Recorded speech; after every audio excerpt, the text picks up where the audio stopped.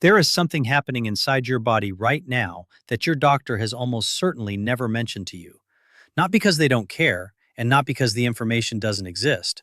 The research has been sitting in peer-reviewed journals for decades. But because the system we call modern medicine is built around treating symptoms, not preventing the slow, invisible processes that steal your function years before any diagnosis gets its name. The process I'm talking about today is one of the most consequential things happening inside the human body after the age of 50. It is silent, it is relentless, and by the time most people notice it, they've already lost somewhere between 20 and 40% of the tissue that keeps them upright, independent, and alive with dignity. I'm going to tell you exactly what this process is, exactly why conventional medicine fails to address it adequately, and this is the part most videos bury in vague language, the specific biological mechanism by which certain ordinary foods can actually reverse this damage at the cellular level. But stay with me until the end because the key detail, the precise way you need to combine these foods, and the timing that determines whether any of this actually works for your biology, that doesn't come until I've built enough context for it to make sense. Skip ahead and you'll apply it wrong. So let's build this properly, the way science actually works. The condition is called sarcopenia. The word comes from the Greek, sarx, meaning flesh, and penia, meaning loss. Loss of flesh, loss of muscle. And before you tell me you already knew muscles decline with age and that's just life, I want to push back on that framing hard, because that's exactly the kind of resigned thinking that turns a manageable biological process into an irreversible one. Yes, some muscle loss is a normal part of aging, but sarcopenia is not normal aging. Sarcopenia is a pathological acceleration of that process, and in 2016, the World Health Organization officially classified it as a disease, not an inconvenience, not an inevitable consequence of getting older, a disease with a specific code in the International Classification of Diseases. That classification matters because it means the scientific community has accepted that this is something that happens to people, not something people simply become. There is a cause. And where there is a cause, there is a pathway to intervention. Now here is where I want to get specific, because this is where most health content stays frustratingly vague. The popular narrative about sarcopenia usually sounds like this. You lose muscle because you don't exercise enough and don't eat enough protein. And while those things are relevant, they are wildly incomplete descriptions of what's actually happening. And that incompleteness is why so many people do the right things. They walk, they try to eat protein, they maybe lift some light weights, and still watch their strength drain away year by year. The real mechanism is more nuanced, and once you understand it, the dietary strategy I'm going to give you will make complete sense. Here's what's actually happening. After approximately age 50, the body's sensitivity to anabolic signals begins to decline. Anabolic means building up, and the primary anabolic signal we're talking about here is a molecular pathway called mTOR, the mechanistic target of rapamycin. This is the master switch for muscle protein synthesis. When mTOR is activated, your muscle cells receive the signal to take amino acids from your bloodstream and construct new muscle protein. When mTOR is suppressed or insufficiently stimulated, your body defaults to a process called proteolysis, the breaking down of existing muscle protein for energy and other metabolic uses. In a young, healthy person, these two processes stay in reasonable balance.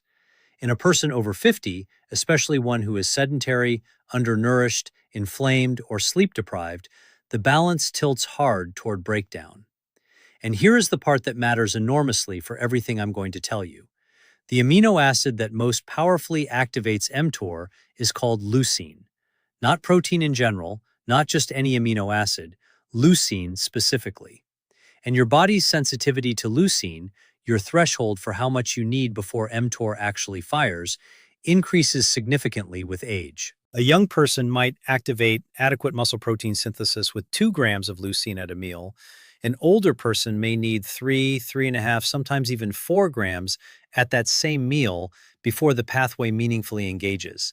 This is what researchers call anabolic resistance, and it is one of the central mechanisms driving sarcopenia that almost nobody outside of sports medicine and gerontology talks about in practical terms. Now layer onto that a second mechanism, chronic low-grade inflammation. There is a phenomenon called inflammaging, literally the combination of inflammation and aging, where the immune system of an older person exists in a state of persistent, low-level activation. No infection, no injury, just a constant background hum of inflammatory signaling that circulates through the blood and tissues. The relevant inflammatory cytokines here, molecules like TNF-alpha, interleukin-6, and interleukin-1 beta, directly interfere with mTOR signaling and simultaneously upregulate the ubiquitin proteasome pathway, which is the cellular machinery responsible for breaking down protein. So you have a situation where the signal to build is blunted, and the machinery for destruction is running hotter than it should be. That is the biological reality of muscle loss and aging. Not laziness, not simply getting old.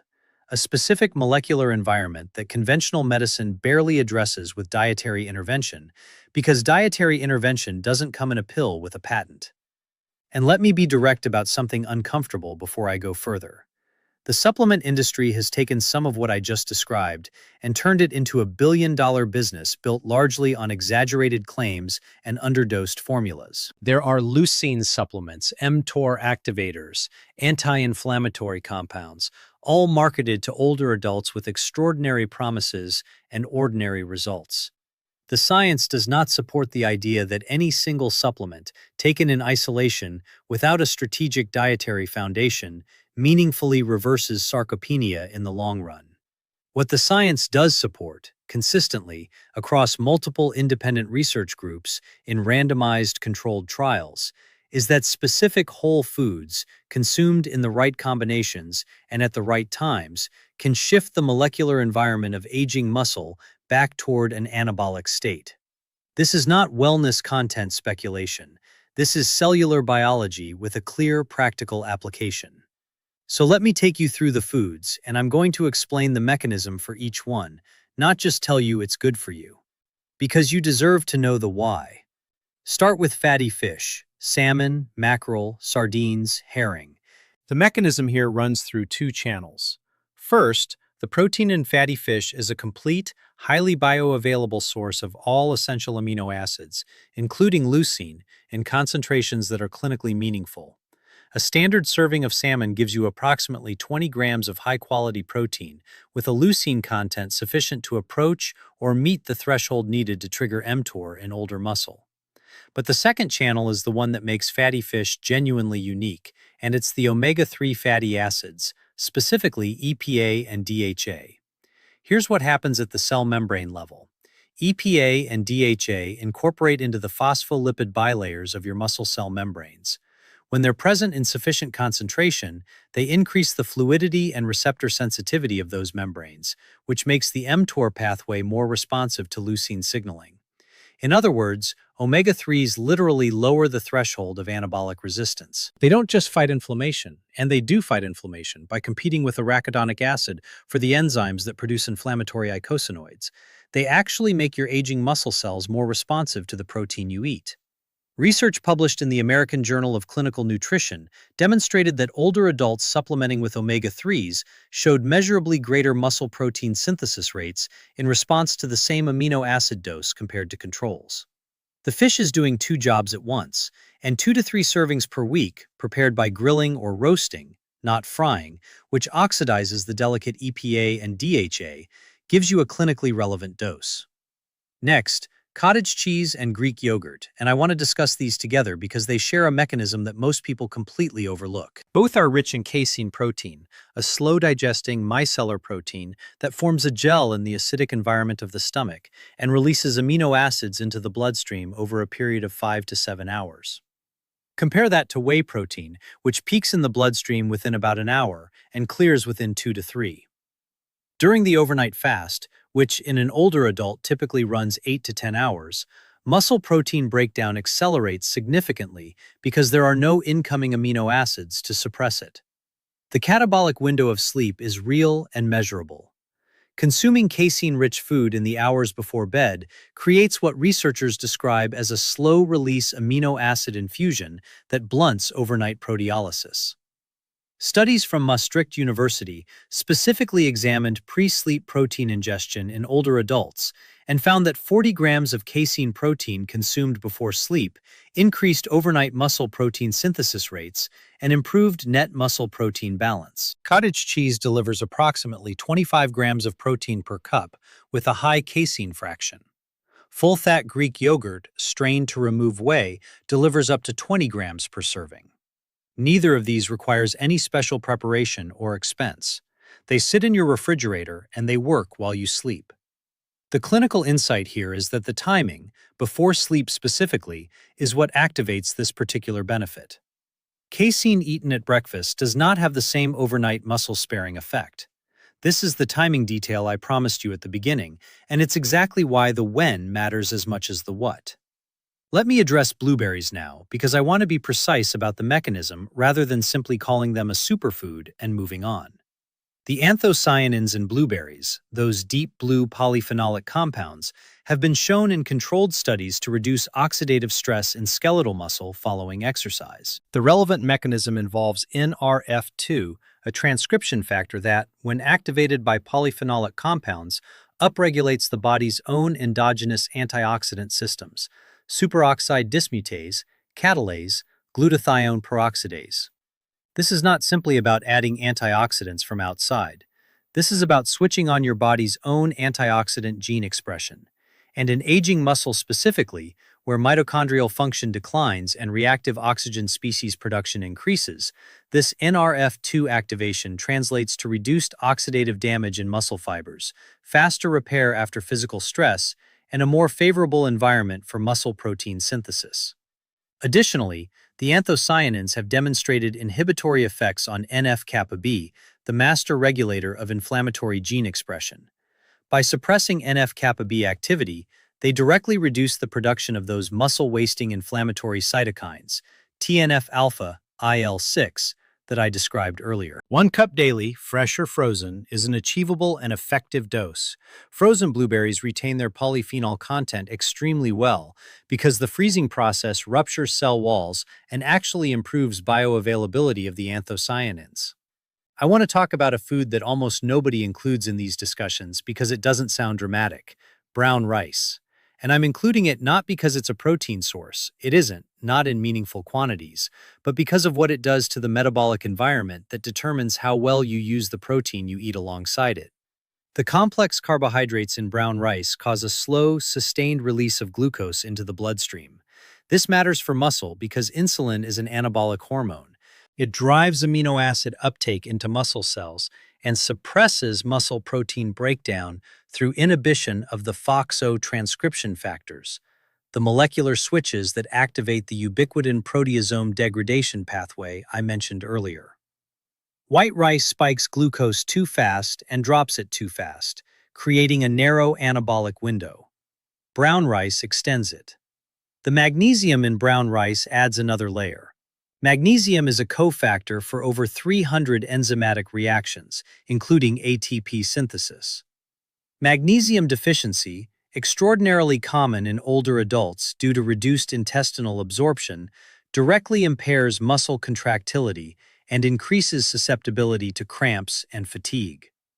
A cup of cooked brown rice provides approximately 80 milligrams, making a real contribution to daily requirements. Now, I need to stop here for a moment and speak directly to you, because if you've made it this far, you're the kind of person who actually wants to understand this, not just collect facts and forget them. And that means I want to make sure you don't miss what's coming next, because the final synthesis, the protocol, is where this all becomes actionable. Hit that like button right now if this is changing how you think about food and muscle biology. And subscribe if you want this level of depth every week. I don't do vague wellness content, I do mechanisms. Now let's finish this properly. Quinoa. I'll be precise on the mechanism. It is one of the very few plant-based foods that is a complete protein, containing all 9 essential amino acids in ratios genuinely usable by human physiology. What matters clinically for mTOR activation is leucine content specifically. Quinoa contains approximately 0.6 grams of leucine per 100 grams cooked, not as high as animal proteins, but meaningfully higher than most plant alternatives. Combined with its iron content, essential for myoglobin, the oxygen-carrying protein within muscle fibers, and its B vitamin profile that supports mitochondrial energy production, quinoa functions as a genuinely useful protein source for older adults who are reducing animal protein intake for other health reasons. Walnuts and flax seeds. I want to address together because both are primarily relevant to the inflammatory axis of sarcopenia rather than the protein synthesis axis. The ALA, alpha-linolenic acid, in both is a plant-based omega-3 that the body converts to EPA and DHA with modest efficiency, roughly 5 to 15% in most adults. They are not replacements for fatty fish. However, walnuts contain elagitannins, converted by gut microbiota to urolithins, compounds with demonstrated effects on mitophagy, the selective clearance of damaged mitochondria in muscle cells. Mitochondrial quality control is increasingly recognized as central to muscle aging, and the urolithin pathway is one of the most compelling areas of current gerontological research. A handful of walnuts daily and 1 to 2 tablespoons of ground flaxseed, ground, not whole, because the intact hull passes through largely undigested, provide meaningful contributions to the inflammatory and mitochondrial dimensions of muscle preservation. Now let me give you the complete protocol, because this is where general nutritional advice transforms into a strategic intervention. The principle underlying all of it is something called protein distribution, and this is the finding from muscle physiology research that most mainstream dietary advice still largely ignores. Older adults have been told for years to simply eat more protein, and the research is clear that they need more, roughly 1.2 to 1.6 grams per kilogram of body weight daily, compared to the 0.8 grams recommended for younger adults. But research from McMaster University and the University of Texas Medical Branch has repeatedly demonstrated that how you distribute that protein across the day matters as much as the total amount. Specifically, consuming at least 30 to 40 grams of high-quality protein per meal, a dose sufficient to reliably surpass the leucine threshold for mTOR activation in aging muscle, 3 times per day produces significantly greater muscle protein synthesis over 24 hours than consuming the same total protein in patterns where some meals are protein poor. The typical Western eating pattern, where breakfast is low in protein, lunch is moderate, and dinner is high, is suboptimal for muscle preservation in older adults. Every meal needs to cross the leucine threshold, so the practical framework looks like this. Morning, a substantial protein anchor, Greek yogurt with walnuts and blueberries, or eggs with salmon, or cottage cheese with flaxseed. This meal should deliver 30 to 40 grams of complete protein. Midday, a protein-centered meal built around fatty fish, lean meat, or quinoa, accompanied by brown rice or another complex carbohydrate to extend the insulin-mediated anabolic window, with a serving of vegetables providing additional anti-inflammatory polyphenols. Evening, another complete protein meal with 30 to 40 grams, followed, within 1 to 2 hours of sleep, by a casein-rich food, cottage cheese or Greek yogurt specifically, to suppress overnight muscle protein breakdown. Weekly, you want fatty fish appearing 2 to 3 times, walnuts and blueberries daily, flaxseed daily, ground, added to yogurt or a smoothie, brown rice or another complex whole grain at least once per day to stabilize glucose and support insulin's anabolic role. The sequence: protein distribution across all 3 meals, the casein at night, the omega-3s from fish to sensitize the mTOR pathway, the anti-inflammatory polyphenols to reduce the cytokine interference with anabolic signaling. This is not a collection of superfoods thrown together. It is a strategic targeting of the 3 primary biological mechanisms driving muscle loss: anabolic resistance, inflammatory signaling, and overnight catabolism. You are not just eating better. You are intervening at the molecular level in a disease process that costs millions of people their independence every single year. The evidence is unambiguous. The intervention is accessible. The foods are in your grocery store. None of this requires a prescription, a clinic visit, or an expensive supplement protocol. What it requires is understanding the biology well enough to be deliberate about the choices you make every day. And now you have that understanding. The question is what you do with it, starting with your next meal. If this gave you something real, subscribe and hit that like button. Your muscles will thank you.